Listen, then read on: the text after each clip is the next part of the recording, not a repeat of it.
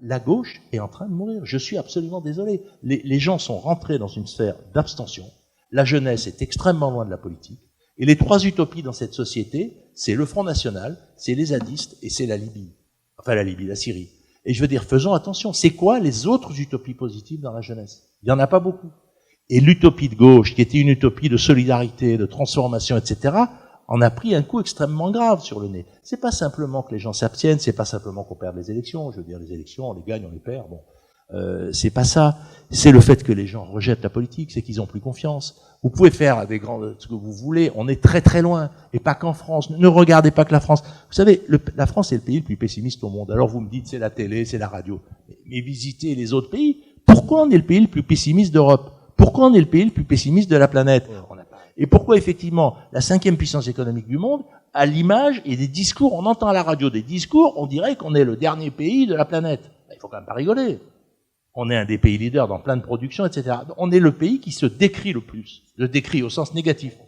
Je veux dire, si c'est vrai qu'on est un pays moniste, et qu'avec les Américains, on est les deux pays qui avons voulu porter des valeurs universelles, et qu'on a fait, donc le fait de ne plus porter de sens politique nous est particulièrement difficile. Ça, je suis tout à fait d'accord avec vous, vous avez raison, mais après, je veux dire, c'est un fait, je dirais. Bon.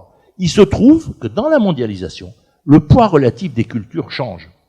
Et que dans la mondialisation, il y a de nouvelles cultures très créatrices, de formes, de systèmes, de valeurs, de hiérarchies, de logique de l'honneur, qui rentrent dans le jeu. Il y a les cultures chinoises, il y a les cultures indiennes, mais il y a des cultures africaines, etc. Nous ne sommes plus le cœur du processus.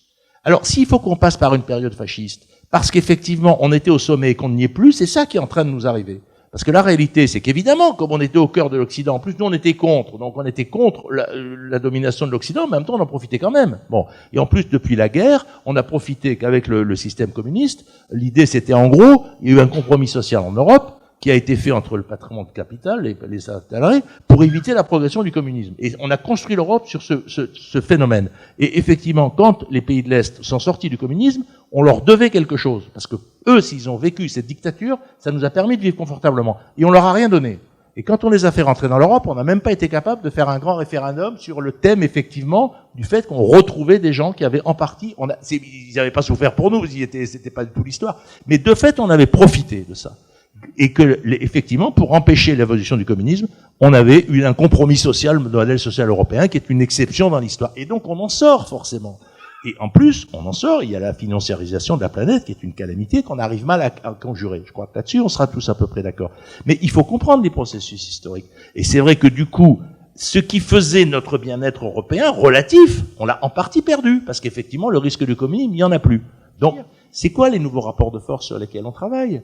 Et je veux dire, et sur lesquels il y a de l'espérance de fonctionner, comment ces choses peuvent être pensées, moi c'est ça que j'essaye de faire. Mais après, effectivement, on peut vouloir que le monde n'ait pas changé. Mais malheureusement, il a changé. La grande